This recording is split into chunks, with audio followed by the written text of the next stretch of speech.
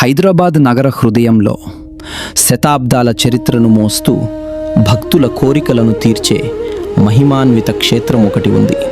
కర్మన్ ఘాట్ ఆంజనేయ స్వామి దేవాలయం. ఇక్కడికి వచ్చిన భక్తుడు ఖాళీ చేతులతో తిరిగి వెళ్ళడని అంటారు. అసలు ఈ ఆలయం వెనుక ఉన్న చరిత్ర ఏమిటి? కర్మన్ ఘాట్ అనే పేరు ఎలా వచ్చింది? ఇప్పుడు తెలుసుకుందాం. పూర్వం కాకతీయ రాజుల కాలంలో ఒకరోజు రాజు వేటకు వెళ్ళి అడవిలో విశ్రాంతి తీసుకుంటున్నాడు.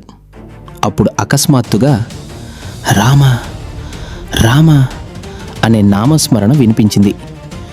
ఆశ్చర్యపోయిన రాజు ఆ శబ్దం వస్తున్న ప్రదేశానికి వెళ్ళగా అక్కడ స్వయంభూ ఆంజనేయ స్వామి విగ్రహం దర్శనమిచ్చింది. దాంతో రాజు ఆనందంతో అక్కడే ఆలయాన్ని నిర్మించాడని చెబుతారు.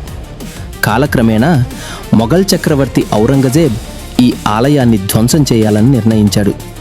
తన సైన్యంతో ఆలయం వద్దకు వచ్చి లోపలికి ప్రవేశించబోతున్న సమయంలో అకస్మాత్తుగా ఆలయం లోపలి నుంచి గంభీరమైన స్వరం వినిపించింది. కర్మన్ ఘాట్ అంటే నీ హృదయాన్ని బలంగా చేసుకో అని అర్థం.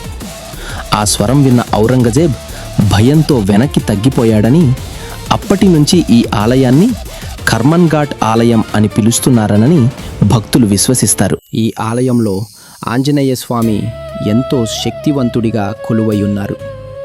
ప్రతి మంగళవారం, శనివారం వేలాది మంది భక్తులు స్వామిని దర్శించుకుంటారు.